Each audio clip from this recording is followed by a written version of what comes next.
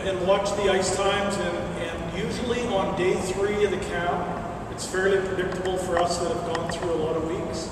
The day 3, people really hit the wall, and there's a real soreness and fatigue, and people that have done this before, it's fairly predictable. And for some reason, I was on the ice with some of you and really noticed that yesterday and was a little concerned, and I was very interested in what today's practices and scrimmages were going to look like, but I thought they really went up a level. This afternoon's scrimmages were back where you guys were starting to really push each other and compete and play the way you need to kind of challenge each other and get better. So that was really good to see. I thought it really took a significant and noticeable leap up from the first game, and we would expect that 2 days from now when we play again. So, I encourage you to use tomorrow's practices to work on your game. You're not only here to be seen, but try to add to your game. Try to get better. Like what went well today, but also what do you think you're finding as you play against good players that you need to maybe get a little bit better at, and see if you can add that to what you did today and keep going forward throughout the week. So that was a real good thing. If people come in, it's no problem. We'll just welcome guys, slide on in. There'll be a few latecomers. We've got some goalies coming in, Mike. If they come in, they can just jump right in. I want to introduce Mike Johnston to you, and welcome the parents and anyone that's come along. Mike's got quite a history in the game. For those of you who don't know, Mike is a Canadian University player, coached at the Canadian University level. Canadian national team when there was a full-year national team program, both as a coach and a manager of that team. And they went into international tournaments and Olympics. He coached with the first team to take the NHLers with Mark Crawford to Nagano in 1998. The Canadian Olympic team was on that staff. Then to the Vancouver Canucks for a real successful stretch of years where the Canucks came back from, I think, about 55 points to over 100 a number of years in a row, knocking on the door of going far into towards the finals, as many of you as are fans of the Canucks know, and then on to LA Kings. And then he's a teacher, and he loves coaching, and really the opportunity to go to Portland and work with guys kind of your age and try to develop a team and make use of all his skills, which isn't just coach, but he's the general manager there, sets up the whole program. So in 2 years, they were in the Western Hockey League final. Last year, didn't win, but had a real good shot at it. And the last 2 years, more NHL players taken in the first 2 rounds than any other, I think, Canadian Hockey League team. So kind of a testament to some of the people in the room and what their program's all about, which is not only trying to be competitive in their league, but develop players. There's a reason why they develop their players, and Mike will talk to you a little bit about that. But for our camp to have someone of your stature here and take the time, just drive back from Europe a day ago, but fully committed, and you can see today on the bench for all the games. He will be at in practice one of the next 2 days, and encourage you guys to have a chance to say hi and ask him any questions you have. So nice to spend a little bit of time with us, and thanks for being with us, Mike. Thanks, okay.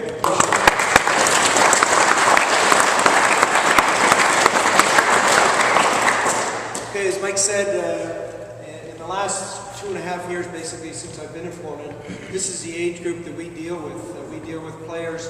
Some of you are 97s and 98s waiting to be drafted or have the potential to be drafted. Other ones are 91s or 92s that have either been drafted, gone through the draft, or are playing junior, probably someplace within Western Canada or the U.S. So this is the age group that I deal with now, and so I'm very used to this age group. We talk to our players a lot about the things that I'm going to talk to you about tonight. We have 2 of our scouts here, Grant Armstrong, Chad McLeod. Both have been scouting with the Portland Winterhawks organization. They're here. I know Chad was around during the camp quite a bit, and Grant's here this week. What I want to talk to you today about is becoming a pro. And we talk to our young guys, we talk to our players about this, and some of you are going to say, oh gee, I'm a little bit older now, I don't know if I can become a pro player. But I was much like you. I grew up in Nova Scotia, and when I grew up, there was no major junior hockey in Nova Scotia. The only place to play was, the closest place was Montreal. We had junior B, a little bit of junior A hockey. So I went to university, played my first university game when I was 17. 17 years old. I went right to university and played university hockey. There was no other place to play. But I wanted to be a pro player. Much like you, when I was a young kid, Toronto Maple Leafs were my team. Everybody from the Maritimes has Toronto or Montreal. Toronto was my team. And I wanted to be a pro player. And then after finishing university, I figured it out that I probably wasn't going to get that type of opportunity. I played 5 years at university. In the Canadian college system, you can play 5 years. I wasn't going to get an opportunity to be a pro. So what I did is I tried to see if I could stay in the game in some way. And by good fortune, because I was going to be a teacher, I took my education degree. And then I went on to take my master's degree. I could teach at a university. And I got offered a coaching job when I was 23, coaching a college team at Alberta. From there, I went to the university. As Mike mentioned, I coached full-time at the University of New Brunswick. And really, for me, what I want you to recognize here is, if your goal is to be a player, be the best you can be. There are some people in here, some players in here that will go on and be pro players, for sure, 100%. There'll be others that will go on and finish at 20 and maybe just play recreational hockey after that. There'll be others that will go to university and play and get great opportunities to play at college hockey from 20 to 24 while you get your degree. Okay? So what I'm talking about today is more about becoming a pro, but it's more about setting a goal and how do you achieve your goal. And there's 5 things, and I want you to try and remember these at the end. There's 5 things I'm going to talk to you about. Okay, the first one is all these players, and I've worked 9 years at the pro level. I've coached in 5 world championships, 1 Olympics, 2 world juniors. I've dealt with a lot of different athletes, and I'm very well aware of what elite athletes go through and how they get there. And to be honest, you can look around the room, and there'll be guys in the room here that you'll look at 5 years from now and say, gee, how did that guy ever make it? How did that guy ever make it? I was as good as him. You know, I went to camp with him. I went to Fort Alberni. I went to the junior prep camp with him. And I was as good as him. How did he make it? There are a lot of guys like that. When I was first in Vancouver and saw Matt Cook in Vancouver, I said, Cookie wanted to be on the power play, and I ran the power play. I said, Cookie, you're not going to be on the power play. And he said, geez, Mike, you got to give me a chance. You got to give me a chance. You guys just think I'm a penalty killer. You always want to be on the power play. I always want to be on the power play. And I thought at that time, well, geez, Matt Cook's a decent player. He doesn't have great skill or anything, but he works hard. He works really hard. And then Matt Cook went on. I was really proud when he won in Pittsburgh and won a Stanley Cup. Went from Vancouver to Pittsburgh and then won a Stanley Cup. There's a lot of players at the NHL level that are just purely talented. So the number one thing that you need to get where you want to go is to believe you can do it. Okay? And I'll give you a short example, then I'm going to ask you guys for some input. Okay, my son he loves motorcycles. Okay, so he talks about having a Ducati. You guys know what a Ducati is? Anybody into bikes in here? Okay, for some of you that like cars, maybe your thing is I'd like to have a Lamborghini. Okay, so maybe you put a picture on your wall, you look at it, you have it on your computer. As soon as your page comes up, it's a Ducati or it's a Lamborghini. And the reason you might have that there is because you want it. It's a goal. It's something you want to achieve. But the reason you also have it there is because you believe that, maybe there is a chance you can get it, or else you wouldn't even have it there. You wouldn't even think about it. You wouldn't talk about it if you didn't think there was a chance. So you have to believe. And I say to our guys, and I've watched our players. We had 12 players drafted in the last 2 years, more than any team in the world. And the reason we have is because our guys have a strong belief that they can do it. And they persevere when other people tell them they can't do it. And there's going to be a lot of people that tell you you can't do it. There's people that are going to tell you you're too slow, you're too old. Hey, maybe you're not going to get a chance. You're too old. You're too slow. You're too small. You don't shoot the puck hard enough. You don't skate well enough. Okay? There's going to be a lot of reasons why you can't do things, but you have to believe you can do it. Okay? In order to believe you can do it, you've got to set goals. How many guys in this room, parents included, set goals? How many set goals? Okay, you guys do? Okay, good. I'm going to ask you for a couple in a second. How many of you write them down? Okay, we're getting our numbers down to probably about 9. Okay, how many of the people that write them down either put them in the room where they can see them, or at your desk where you can see them, or in your pocket, in your wallet? How many do that? Okay, we're still at a similar number of 8 or 9. Okay, now the key thing is with the goal.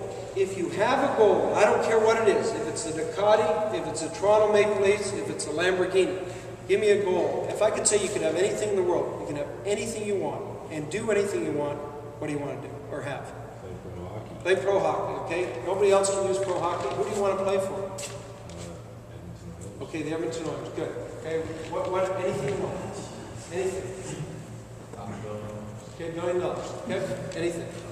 A scholarship. Scholarship to a college, play the college. Okay, anything. Live in Mexico. Good. Okay, great house in Mexico. That's great. That's great. Okay, and your goals, and what happens when you have goals like this is I believe driven people, and we always want driven people. We want driven people on our team. Companies want driven people for their employees. Driven people have goals and they get excited. If you want a house in Mexico, what are you going to need? Money. Money. Okay, so you're going to have to get a good job. So maybe your incentive to play pro hockey, or maybe your incentive to get a good job is because you want this house in Mexico. But the house in Mexico is going to drive you when at times you think it's too hard. Or the $1 billion. And I just had came from a birthday party with the owner of the Portland Winterhawks. 10 years ago he was bankrupt. Now he has $1 billion. 10 years ago. 10 years. Now he has $1 billion. I'm going to tell you a couple other stories about people who've achieved a lot when you think, how can this happen? They can't do it. But the way they do it is you think about things you would really like to do or have. And maybe it's a scholarship. And you should say, if you want a scholarship, where do you want to go? Do you want to go to Harvard? Do you want to go to Yale? Do you want to go to UBC? Do you want to go to McGill? Where do you want to go? Have a picture, put it on your wall, write it down, talk to people about it. So if you say you want to get a scholarship, and 3 years from now you're hanging around with a similar group of guys, and you've already told them that, what are they going to ask you? First thing they're going to ask you is what? Have you got your scholarship yet? You say, no, I haven't got it yet. But I'm still working on it. I still have a chance. I've got a chance. And so they're going to remind you of it, and when they remind you of it, what's that going to do? Drive you to get it more. If you keep it inside, you don't tell anybody what your goals, what your aspirations are, then it's easy. Then it's easy to say, well, I really wanted to get a scholarship, but it just didn't work out. It's easy to say that. But if you tell people about it, now you have to try and live up to it. And that's where it pushes you, it drives you, it motivates you. So the one thing I want you to take away is this point. If you're going to believe you can do things, you've got to aspire to do great things, because those things are going to drive you. You've got to write them down, you've got to put them on your wall, put them on your desk, put them on your computer, where you can see them, where it's visible, where it's going to remind you of what you want, and you can have anything. I was in a room like this with coaches, and one guy said to me in the thing, he said, I want to scout for the Montreal Canadiens. This was about 7 or 8 years ago. I was doing a session like this with coaches. And he said, I'd like to scout. And I said, well, at the end of the session, he came up to talk to me. And I said, have you ever talked to anybody and told them that you wanted to scout? He said, no. He said, I work for a computer company in Ottawa. And I said, well, why don't you just write them a note and say if they need any help in the Ottawa area. I can't remember at the time who was there. Pierre Gauthier is there now, but I can't remember who was there at that time. I said, just write them a note and just tell them. You'll help them out in the Ottawa area. Free of charge. You go to junior games, junior B games, just do anything for them.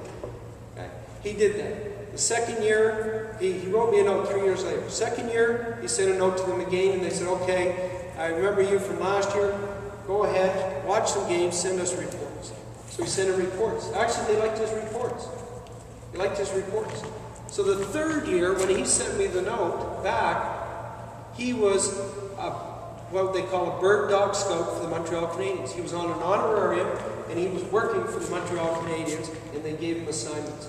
And this guy had no hockey background in that area of scouting before, but he wanted to do it. He said it's been a goal of his, he's been driven to do it, and he became a scout for the Montreal Canadiens.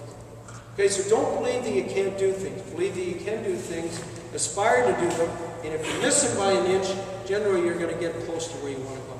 Second thing is, when you're preparing to do what you want to do, and right now you're preparing to be a pro athlete, you're trying to be a pro athlete, you've got to train with a purpose. Okay? We had a player on our team this year who was drafted by the Calgary Flames, just signed with the Flames, a kid from Switzerland, Sven Barchi. And he's going to be a great player in the NHL. He came over, he really wanted to come over, nobody had ever heard of him. He came over this year from Switzerland, and he played, and he was drafted in the first round by Calgary.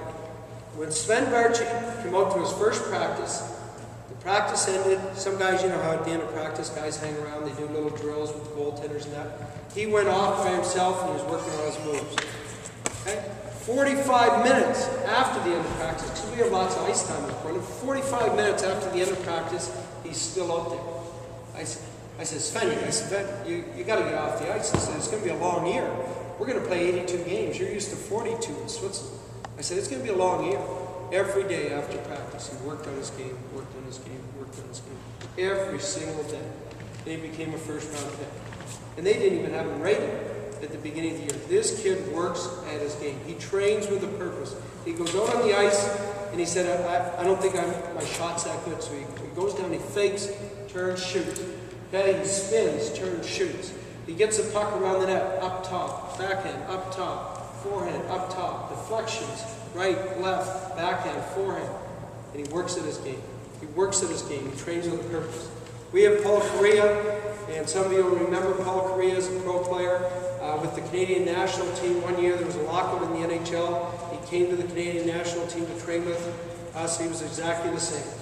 He would go out on the ice, and he'd work on forehand to backhand moves all the time. And he would do 50 of them in a row at the end of practice. So he'd come down, left-hand shot, he'd go fake forehand, pull backhand, shot. And he would do it 50 times. 50 times in a row. And he'd work on it, work on it, work on it. Do you know how many of you, some of the parents and some of the coaches may know, how many hours of training does it take to ingrain a skill and to make sure that you have that skill so that you can recall it and do it at any time perfectly? How many hours? 10,000 hours. It's a proven fact, 10,000 hours. There's been a book written called The Talent Code. A guy went around the world, studied athletes from all over the world. Musicians, athletes, best in their field. 10,000 hours of training is what they had all in common. You have to train, though, with somebody who knows what they're doing. So you don't do, in tennis, you don't do the wrong forehand movement, you do the right forehand movement. Okay, or in a slap shot, you do the right slap shot. 10,000 hours. That's a lot of hours. That's a lot of hours of training. You want to get better? 10,000 hours. And we tell our players now, when we draft them, 10,000 hours. Because in order for them to do that, maybe by the time they're 20, they'll get their 10,000 hours in of practice.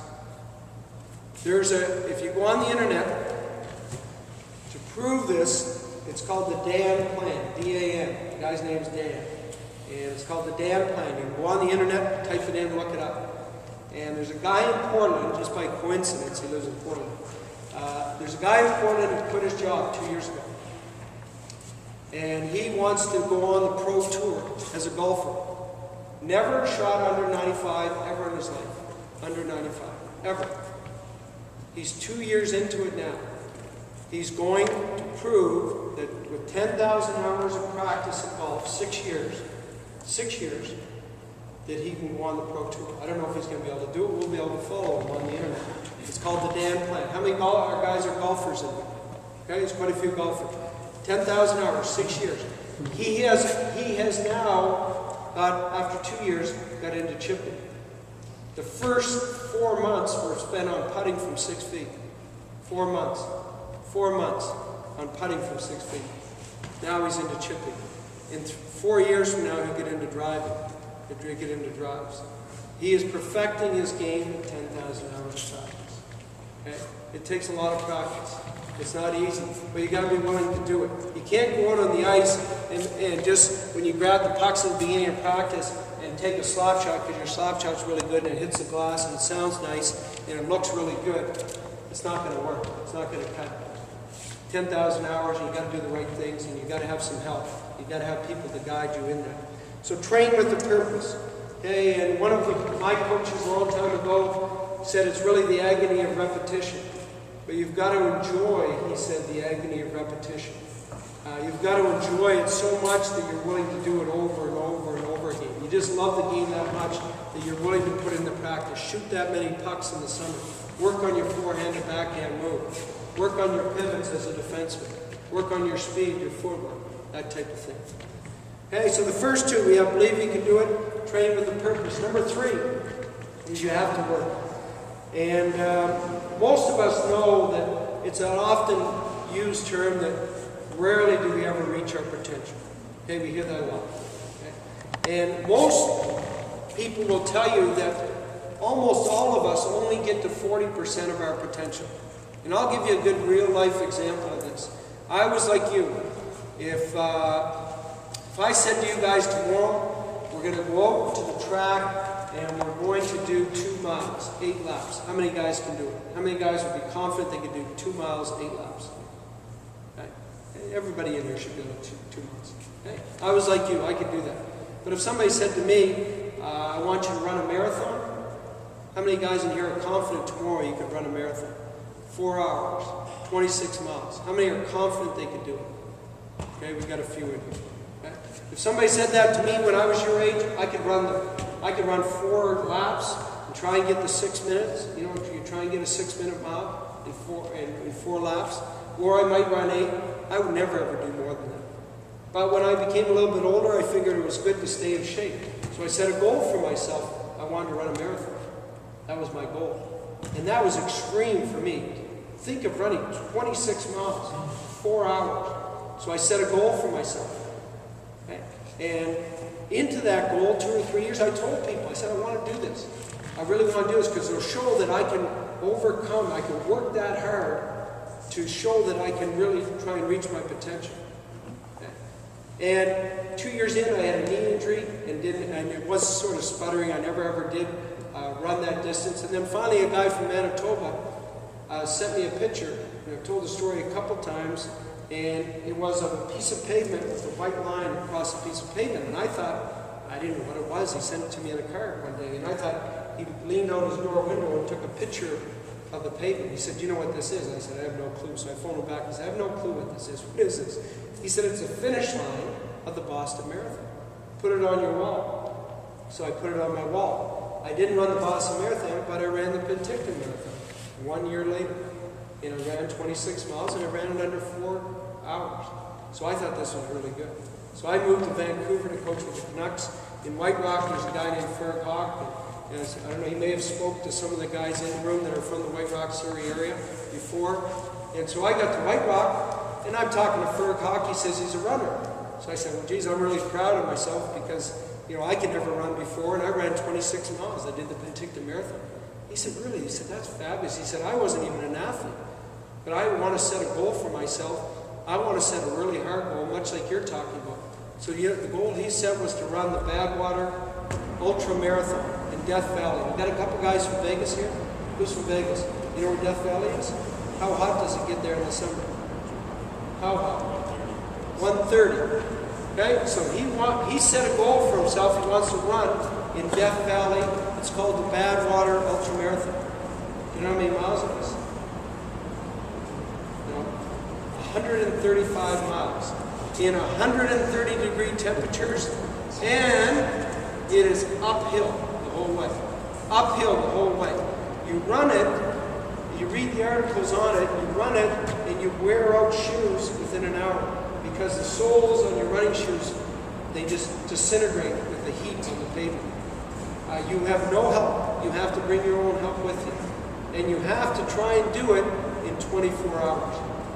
I said, he's telling me this. I said, are you serious? Are you crazy? Like, that's impossible. He said, I want to do it.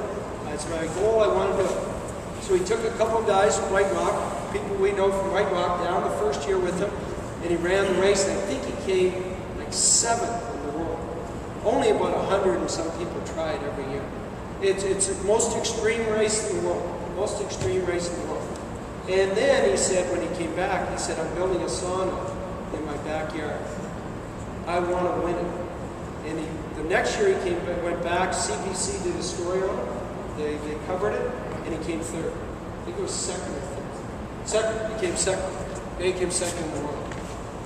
135 miles, 130 degrees. It could go up to 140 degrees. It's 120 in the shade, uphill to 8,000 feet. So gradual uphill the whole way. And you try and do it in 24 hours.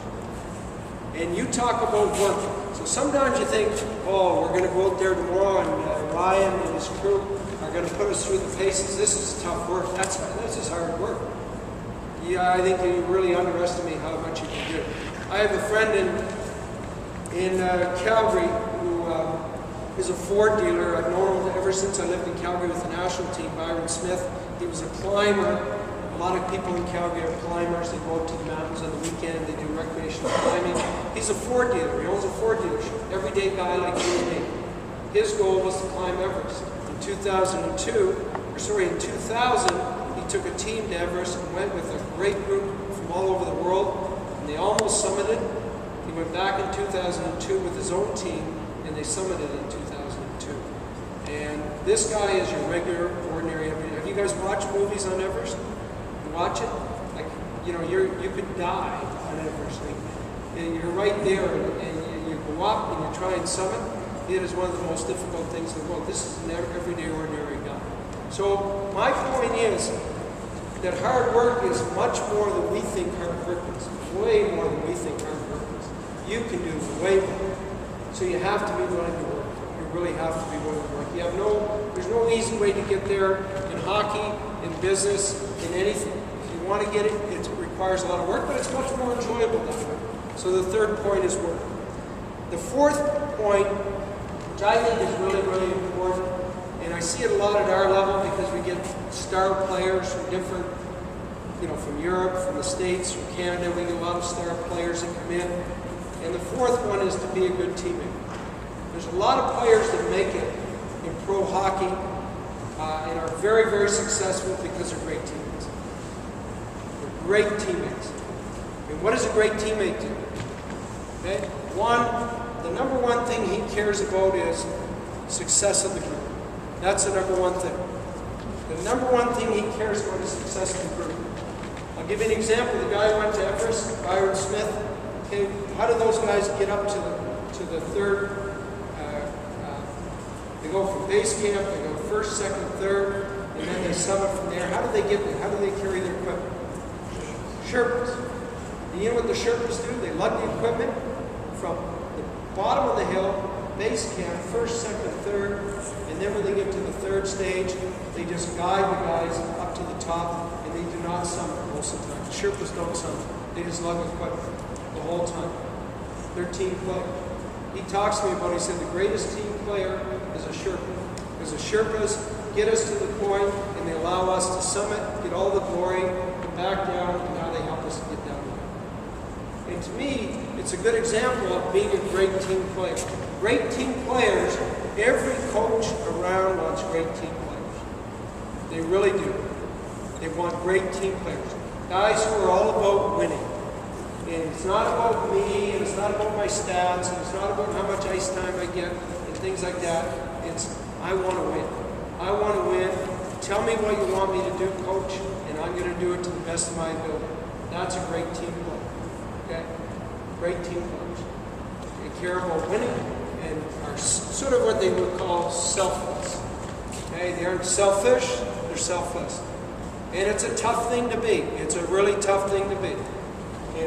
But it's important because a lot of times the very average guy gets through because he'll do anything. Matt Cook was the easiest guy to coach in the Vancouver Canucks. Easiest guy to coach.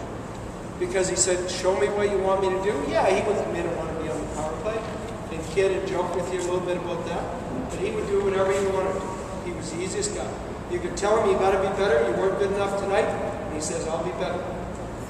Okay, instead of saying, well, I thought I was pretty good. I wasn't feeling good. He brings up an excuse. It was never an excuse. It was always about, okay, you want me to be better? I'll be better. Okay. And they analyze themselves really well. Okay. So the fourth one is be a great teammate. The fifth one And I don't know how many, is anybody here NFL fans? A few of them are NFL fans. You know, most of, I think the room would know a guy named Tom Brady. You guys know Tom Brady? Who's he play for? Patriots. Okay, Patriots is the most winning team in NFL in the last 10 years. Okay. Tom Brady. If you ever watch him, or you pull up interviews, I'd love you to go to the internet, pull up an interview with Tom Brady. He's incredible. He has great presence. Great presence. Okay? But the one thing about Tom Brady that I talk to our players about a lot is his body language. Okay? You watch Tom Brady when he's down by 14 points with 2 minutes on the clock at the end of the game, he looks like he is definitely going to win the game. He is definitely going to win the game. Okay? He's on the field. He commands the huddle. His eyes have that look, and you say, he's going to win. The other team's afraid because they know Brady can come back because he just looks like he can win. He has great body language, great presence. Watch him in an interview after the game when they've been beaten by 14 points, and he walks out into the interview room, and he looks like they won by 14 points. And the team that's waiting for them next week watches the interview, and they see it in his eyes, and they say, holy shit, look at this guy. You know, we got to play this guy next week. He looks like he's going to kill us. He looks like he's going to eat us up. He looks so confident. So confident. So my point for the fifth one is, look like a pro. Act like a pro. And that is our number one thing important. Look like a pro, act like a pro. Number one thing. Because it's so important, body language. How you carry yourself and how you look. Goaltenders. How many goaltenders in here? We got the goalies in here? Just a couple? Some of them? Yes. So for goaltenders, one thing that always bugs me about goaltenders, and for you guys as forwards in defense, hey, goaltender is the last line of defense. Puck goes in on your goaltender. Hey, all of a sudden they get a second one in. Your goalie's sitting in the net like this, with his head down, bangs the stick, breaks over the thing. What are you guys thinking on the bench? We have no chance. We have no chance. The next one's probably going to win. Not even the last two, the next one's going to win. Okay? What happens when a defenseman comes around the net, looks up ice, tries to make the right play, makes the wrong play, turns it over, and they shoot it in the net.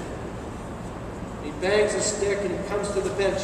You know, maybe sometimes he's only been out for half a shift, but he comes to the bench with his eyes down, goes to the bench like he wants to get off the ice, and he puts his eyes down, he's got his head down, and he swears, or bangs his stick, and is mad. Yeah, okay, yeah, but don't show it. Don't show it, ever. Don't ever show your opponent that there's something wrong with you. Don't ever show your opponent that you don't feel confident. I tell our guys that you will not play another shift if I see you act like that. If you come to the bench and look at me like, hey, put me back out there and I'm fine, then you're going to play. I'll never sit a guy for making a mistake, ever. But if a guy looks like he doesn't want to play, then I'll sit him. He's not going to play. So look like you want to play. Don't bang your stick. Don't swear. Don't kick the door. Don't do anything when you come to the bench other than say, I'm going to be fine. Let me back out on the ice. Okay? Guys who want to be out on the ice in the last 2 minutes of the game and be the guy are the guys that everybody wants. Okay, you look at Michael Jordan's not a great example for you guys because you probably didn't watch him as much. A lot of you guys are younger, but Michael Jordan in basketball, I remember watching one of the NBA championship games, and they said the Bulls were down by, I think, 3 points. And they said on the huddle with about 30 seconds left, they said, Phil Jackson's going to go to Jordan for sure. For sure. Ball's going to Jordan. And I was thinking on when I was watching TV, I said, there's no way they're going to pass the ball to Jordan because everybody in the arena knows the ball is going to Jordan. So they're probably going to fake like they're going to him and give it to somebody else. They broke the huddle there, and they went out on the floor. They had their set play from the side. The ball went in. One fake over to Jordan, shot 3 points in. They went into overtime, and then they won the championship. And at the end of the game, they asked Michael Jordan, they said, geez, I didn't think the ball was going to go to you. I didn't think the play that Phil Jackson would go to you when everybody in the building knew the ball was going to go to you. And he said, I just told Phil, I said, I'm ready, I can do it. Don't worry, they'll put pressure on me, they're going to come after me, but I can do it. Give me the ball. Give me the ball. And those are the guys you want. If Jordan had to miss that shot, I guarantee you the next game, because it would have been in game 6, okay, the 1 in 5, it would have been in game 6. I guarantee you the next game he would have done the same thing. So, look like a pro, act like a pro is all about confidence. It's not about cockiness. It's not about arrogance. It's about confidence. Confidence means that you believe that you can go back out there and succeed. And it's so important. Even in today's game, the games that I watch today, there's a big variance between players in here in body language. But it's something you can work on. It's something you can be aware of. So when you do come to the bench, when you do make a mistake, you come to the bench with that attitude like, hey, I'm fine. Let me back out there. I'm going to do it next time. Because when you say that to yourself, what naturally happens is you tend to believe it, and it tends to happen when you go back out there. So in summary here, and we're going to take a couple questions in a few minutes here. Number 1 was believe. Okay, number 2 was train with a purpose. Barchi, Korea, agony of repetition, 10,000 hours, train with a purpose. Number 3 was work, work, work. Fur Clock, Byron Smith, okay, climbing Everest, running Death Valley. Sometimes we think we're working, but there's a lot more you can do. A lot more you can do. A lot more you can do. Okay, and you probably have examples in you.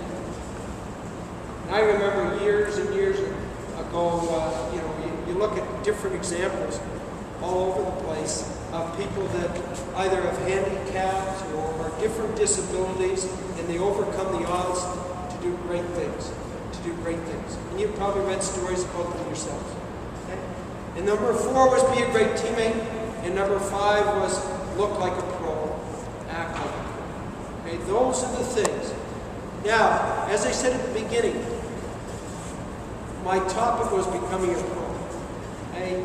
This may lead you, if you follow some of those things, to the NHL for a small portion. It may lead you to college, it may lead you to junior, it may lead you to recreational hockey, but it may be things that will spill over into your business life when you go on. It may be things that will spill over into your studies when you're in university. So set your goals. And you guys in here should have a list of goals of about 50 to 60 things. And included in that should be like your house in Mexico, a trip around the world. Maybe you want to own a yacht, a Lamborghini, a Ducati. Maybe you want to have a certain amount of money. But it also should include you want to get better marks in school. Well, what type of marks do you want to get? What university do you want to go to? What type of career do you want to have? What type of job do you want to have? You want to be able to run a mile in 6 minutes. You want to be able to do 100 push-ups in a row. These are all goals. Driven people set goals, they write them down, they talk to people about them, and they put them on their wall. People that don't have drive very rarely can come up with a goal. If you ask them what their goal is, they very rarely can come up with even one goal. And then they have no purpose, they have no direction, and eventually they achieve nothing. They achieve nothing. So you have a choice, and I would encourage you to take that latter choice of writing things down, mobilizing them, and getting some action in your life. Because you're going to find there's a big payoff. And you're going to find that what happens when you write down your goals is all of a sudden somebody's going to come to you and say, in a few years from now, geez, you know, I'm going to buy a place in Mexico. Do you want to go in with it? You know, because he knew he wanted a place in Mexico. Nobody knows what your goals are. Nobody's around to support you or help you. Mike, you want to take some questions here? Does anyone in the audience got a few minutes to follow up on anything or anything you're curious about from Mike's experiences? We don't have to talk about this presentation. We want to talk about junior hockey, about draft, about pro, about 8 players. Question? Yep. Nick? Were you overwhelmed by the idea of trying to get to the NHL when you hadn't been there yourself, and how did players treat you? knowing that you hadn't played at that level? Yeah, it's a good question. It's funny, and this shows you how either arrogant or stupid I was, but when I first started coaching at Camrose College, which is a small college in Alberta, the Alberta College League was my first job. My second year of coaching, I wrote 6 NHL teams and said that I believed I was ready to coach in the NHL, and I wanted to get a job at the NHL level. The only guy that wrote me back was Pat Quinn. He was a general manager in Vancouver at that time. He was the only guy that wrote me back. When I moved from college coaching to the World Junior, which I thought was a big step because you're dealing with the best players in Canada at the junior level, and then to the NHL, I didn't change my coaching one bit. I still coach the same. My philosophy in coaching is I try to get the most out of the players. And if I'm dealing with Marcus Naslund or Todd Bertuzzi or Jovanovski or the Sedins, I'm trying to help them become better players. I'm trying to push them to become better players, and I'm trying to get them to recognize what they have to do to be a better player. That's my job as a coach. And so I haven't changed my style of coaching, whether I'm dealing with our young guys that are 16 in Portland or dealing with the NHL guys that make lots of money. It never bothered me that they made lots of money. I really enjoyed the guys that I coached, and I found them very responsible. Great players want to be better. And guys at the NHL level, I know the one year, the first year we had Todd Bertuzzi in '99, he was just a very average player and was floundering around in the NHL, 99-2000. And then by the time 2003, 2004, he scored 25 goals in the power play, 44 goals that year, and got an $8 million contract the following year for 3 years. And so if you can help them, provide them with the right thing, guys are going to buy into that. It doesn't matter what level you're coaching. And so I haven't changed in any of the players that I've coached at any level. I still have the same philosophy, still same approach. Any questions, guys? Yep. How do you get someone, if you got a player, minor, say midget player, double A, triple A, and he won't buy into the team plan, instead of carrying the puck up all the time, not using his other players, etc. How do you get him to start doing what you want? Well, you really have to sell them. I think it's all about selling. For me, we have a guy on our team, Ty Ratty, who was a second-round pick this year. Probably should have been a first-round pick. He's at the World Junior Camp. He's a kid from, anybody from Alberta here? He's a kid from Airdrie. He's a great player, but his work ethic wasn't at the right level. His habits on the ice weren't at the right level. So my approach with Ty was, rather than beat him down all the time, was to take it in pieces and try and change it in pieces. So if a player doesn't distribute the puck very well, you try and encourage him, you try and recognize, okay, there are times when you want to carry the puck, and there are times when you want to move it. So I'm going to be on you when I want you to move it. Okay? I'll give you a little bit of slack sometimes, because there are times when you're going to try and make that extra move, and maybe you will beat the guy, but there's a time when you should have moved him. And so we're going to talk about the right choices in the game.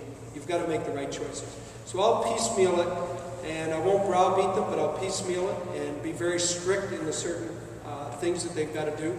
And really, I just try and tell them that if you really want to be a player, it's not going to work your way. You have to understand that, and this is the way it's going to work. And this is the way it'll work best for you and for us as a team. And sometimes those players that do those things, as a coach, sometimes you say, wow, he just doesn't listen. He's kind of selfish. He's just on his own page. But really, at times, they want to win so bad that they think that's the way to win.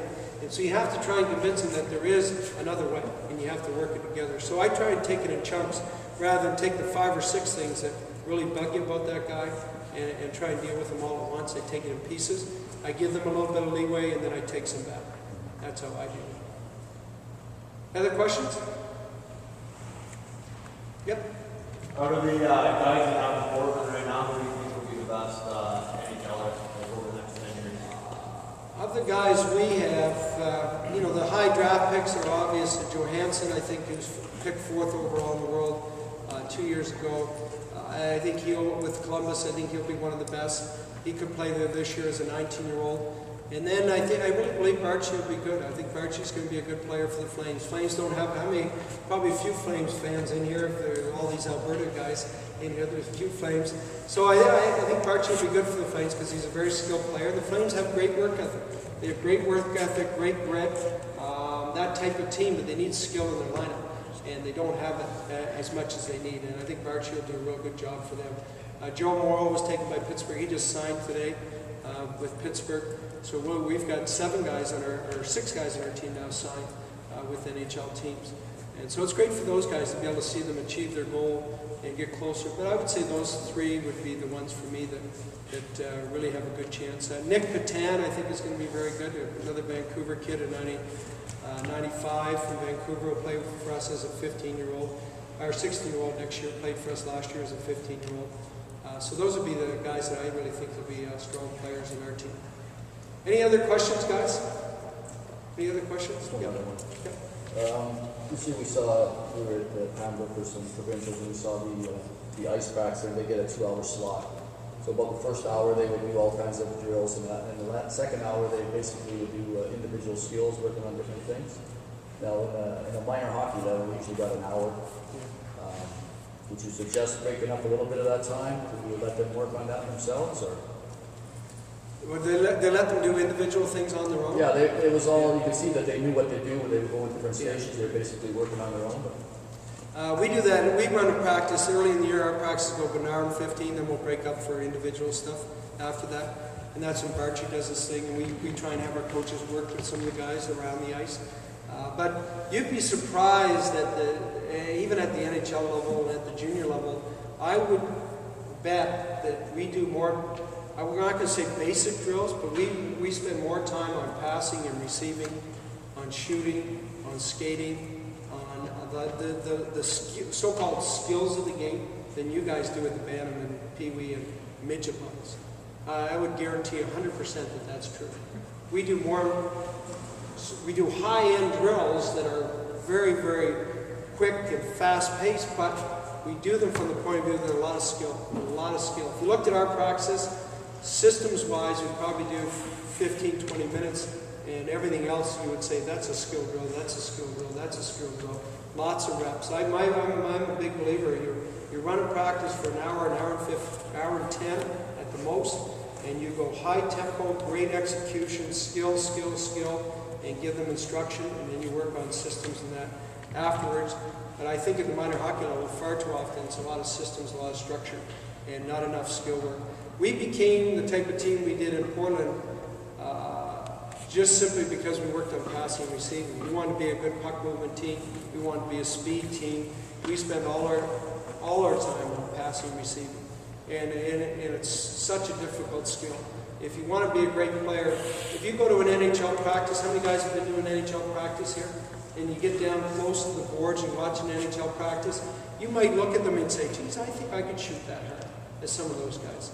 You know, I'm not far off from their skating, but the big separation is passing, receiving. Passing, receiving. It is incredible. And tomorrow, you know, hopefully in the next 2 days, I can give you some things that I've learned on passing, receiving. Because if you can't pass and receive, you have no chance to play. Zero. Because the puck movement at the NHL level is so good. It's just so good. Okay? They get their stick in the right spot every time to pass. They have deception. They pass the puck hard, and when they receive it, they trap it, and they're ready to pass right away or make a move. So as soon as it hits their stick, it's right on their stick. We never allow our players to juggle a pass in practice. Ever, ever. And there's some drills we'll do, I'll say, I'll give you 4. If we'll do this drill for 7 minutes, I'll give you 4 juggled passes, and that's it. Okay? And then they really focus in. And most of it's focus and concentration. Because it's easy in practice. Okay, you're going to give me a pass. Hey, you pass to me, hits my stick in practice, goes over to where Mike is. So what do? In practice, what do? I go get the puck and I go down and shoot on goal. It's easy, right? But what happens in a game, you're my teammate, you pass to me, hits my stick, and goes over to where Mike is. What happens then in a game? They're going, Mike's team's going that way at 100 miles an hour, and we're chasing them, and you look back because you're caught flat-footed, okay, when it went off my stick into net. And really, if you really watch it, I bet you today in the average, in your guys' games today, I bet you it probably happened 100 times. 100 times each game. Each game.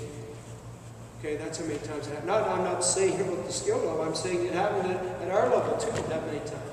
until we really focus on our practicing. So your habits in practice have to be really good. And you can get away, if your coaches let you get away with sloppy habits, you can't let yourself get away with sloppy habits. You got to make sure your habits are really good. You do things perfectly in practice, perfectly all the time, and you try and execute. If you're supposed to stop in the blue line, you don't stop 5 feet from it, you stop on the blue line, and then you go from there. You execute perfectly in practice, and then you get great habits. Great habits are the key thing. Okay? Anything else? Yep. Yeah, Mike, if you have to choose between talent without effort or effort without talent, what would you take? It's a real tough one because you have to have talent. I would want a combination of both on my team. And I'd want my leaders and my role models to be all the latter, the guys with the work and the example. A lot of the guys, we had 2 years ago, when we first came to Portland, I'm a big believer in role models. I searched for the guys that could be that type of player, and so that our young guys could look up to that type of player, so that hopefully in 3 or 4 years from now, we would have our players with talent be workers, because they would look up to guys and they would know that this is how you practice. And we had a kid in our team 2 years ago from the interior of BC. Vancouver Giants didn't want, so when I first came to Portland, I said, sure, I'll take him. We have no players. I'll take him. Stefan Schneider. He couldn't play in Vancouver, so I said I would take him. He was 18 years old, and we took, or sorry, he was 19, and I took him, and he was a defenseman. And so when Schneider came, I said, well, we need a body, but I don't need a defenseman. Would you play forward? So I made him into a forward, and then he became our captain, our assistant captain. He was a perfect role model. He worked so hard in practice. He blocked shots in games. He did everything for the team, but his work ethic was phenomenal. And I made him a captain. Everybody in the league looks around and says, geez, he couldn't play with the Giants. He could barely play in the league, and you're going to make him a captain of your team, and you want to have a good team? But he was a perfect captain, because he showed our young guys that this is the type of person we want you to be. Yeah, you may have talent, but if you don't become that type of person, with your talent, you have no chance. Zero. Because when you get to the next level, there's a ton of guys with talent. Ton of guys. And the thing that separates them, if you can be a Schneider-like player with talent.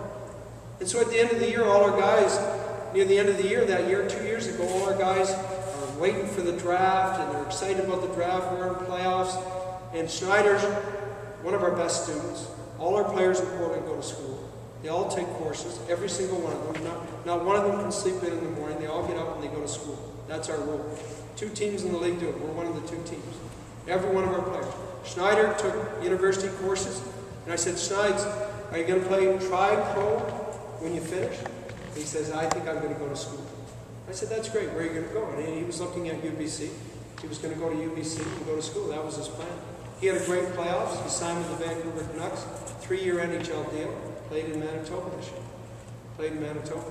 And the reason he played in Manitoba is simply because of that. He was such a good example, such a great teammate, and a hard worker that he got an NHL deal. You're talking NHL deal. Most of us as parents and as adults in here, I know when I started out, I had $18,000 to coach at cameras. And you become a pro player, you make pretty good money. These guys make more money than I ever did probably in my first 10 years of working, just in their signing bonus. So it's not a bad career, and he did it because he works hard. All of our role models that I try and identify with on our team have the type of attitude and work ethic that I believe is important for all the players. But I do believe you need talent and you need work ethic, and you have to convince the talented guys that that's what they've got to do, or they don't have a chance. I'm smart enough to know now that after my years of watching NHL guys fall by the wayside that were first-round picks, you don't have a chance unless you have that type of attitude. Anything else? All right, guys, I just want to say one thing then. So tomorrow in practice, I'm looking forward to being on the ice with you.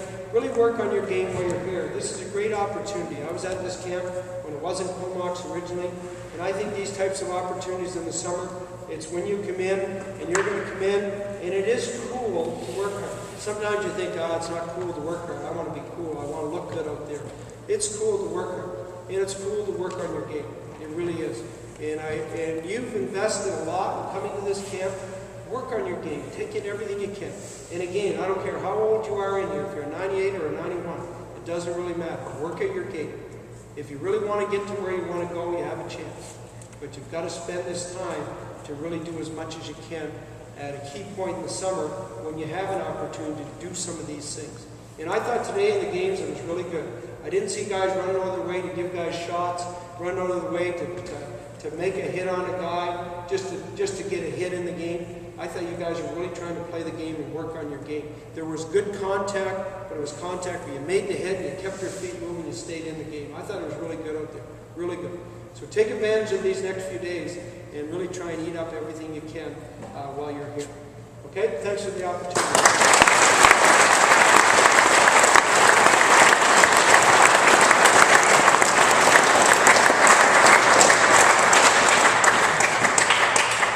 So Mike talked about things like World Junior, gold medals, NHL, Olympic Games, Portland success.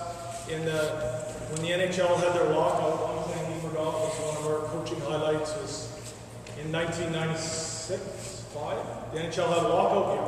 So people like this were looking for things to do. So we developed a hockey academy in White Rock that's still going strong and growing. It's been a lot of fun. And one of the other things we did was we coached together our daughter's team. There was a group of Pee Wee girls, 12 and 13, who had, a lot of them had never played before. And we had 5 minutes before the game, of course being male coaches, and we had 5 minutes after the game to kind of sneak in whatever pearls of wisdom we had. And then we had a practice a week. And from that, we had a lot of fun, and there's a lot of stories from that. My daughter was 13 at the time, had never played hockey before. She doesn't really care about the NHL now. She's about 17, she's at UBC in the Okanagan, studying nursing, so her goals have changed. She's on doing some pretty neat things. She found out that rugby was the game she loved. But her favorite coach is Mike. So if she is now 20 years old and she's flying back from Vancouver Airport, and Mike's going to league meetings, and she runs into to Coach Mike on the plane, we get the phone call right away, all excited. And there's a reason why she's excited, and it's the same reason why Mike, we're not surprised those that know him, why he's successful now, why he's been successful at every league he's ever coached in, and you'll see it tomorrow, and you can feel it tonight, is a genuine respect. So whether you're 13 years old here, or whether you're an NHL first-round pick, or whether you're Marcus Naslund, or whatever name he's come across, he wants to coach you. He wants you to get better. It's very genuine, and it's done with a lot of respect. Okay? So Mike, thanks for taking the time to be here.